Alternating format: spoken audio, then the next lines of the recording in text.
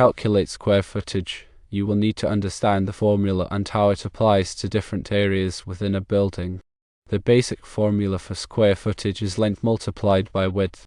However, when considering volume, especially with varying ceiling heights, it's length multiplied by width multiplied by height.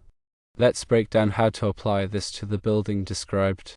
Room 1 has dimensions of 29 feet by 40 feet with a 12-foot ceiling. To find the cubic footage of room 1, you multiply 29 feet by 40 feet by 12 feet, which equals 13,920 cubic feet.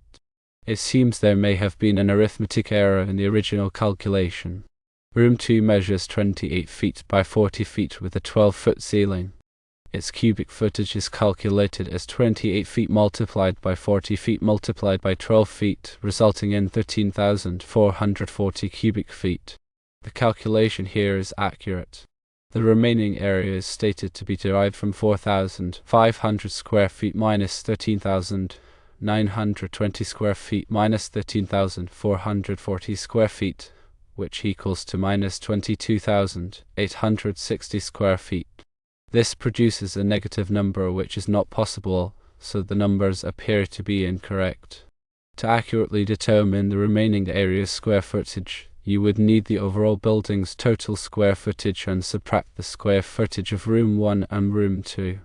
Then multiply that result by the ceiling height to get the cubic footage.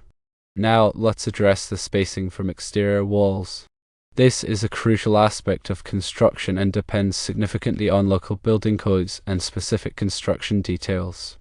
These codes are in place for safety, structural integrity, and fire resistance.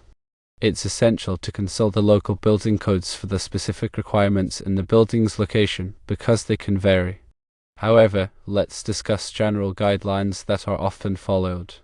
Firstly, for buildings with masonry or concrete exterior walls, a common guideline suggests a spacing of at least 12 inches from the wall to any interior structure or element.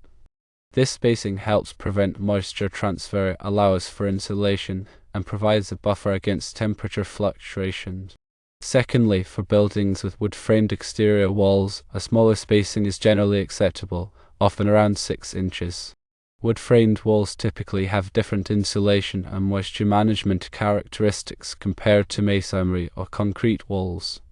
It's important to note several additional factors that can influence the required spacing. 1. A type of windows and doors used can affect the spacing requirements. Windows and doors need proper sealing and flashing to prevent water intrusion, and the spacing around them may need to be adjusted to accommodate these features. 2. The presence of any firewalls or other fire-rated assemblies can also impact spacing. Firewalls are designed to prevent the spread of fire, and the spacing around them must comply with fire safety regulations. 3. Insulation requirements play a role. Adequate insulation is necessary to maintain energy efficiency and prevent condensation. The thickness of the insulation will affect the required spacing from the exterior walls. 4. The type of cladding or exterior finish used on the building can also influence spacing. Different cladding materials have different moisture resistance and ventilation requirements. 5. Consider the location's climate.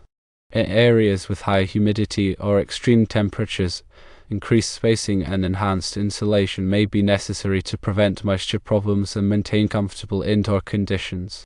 6. Always consult with a qualified architect, engineer, or building inspector to ensure compliance with all applicable building codes and regulations. They can provide guidance specific to the project and location. It's important to remember that the square footage calculations provided do not include the area taken up by walls or any other interior features. The actual usable space within the building will be less than the calculated square footage. These calculations provide a general idea of the building's size, but detailed floor plans are needed to determine the exact usable space. The spacing from exterior walls may need to be adjusted based on factors such as the type of windows and doors used and the presence of any firewalls or other fire-rated assemblies. These adjustments are necessary to ensure proper sealing, fire safety, and structural integrity. Always consult with qualified professionals and refer to local building codes for specific guidance. To recap the square footage calculation, first ensure the length, width, and height measurements are correct. Second, multiply these three dimensions together to get the cubic footage. Third, for complex spaces with varying ceiling heights, calculate the cubic footage for each distinct area separately. Fourth, sum the cubic footage of all areas to get the total cubic footage of the building. Always double-check the calculations and consult with professionals for accuracy. Finally, regarding wall spacing, remember that local building codes are paramount. Secondly, consider the type of wall construction, whether it's masonry, concrete, or wood-framed. Thirdly, factor in the insulation requirements, window and door types, and any fire-rated assemblies.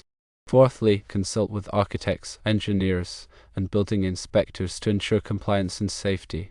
The information provided is intended as a general guideline and should not be considered a substitute for professional advice. Always prioritize safety and compliance with local building codes.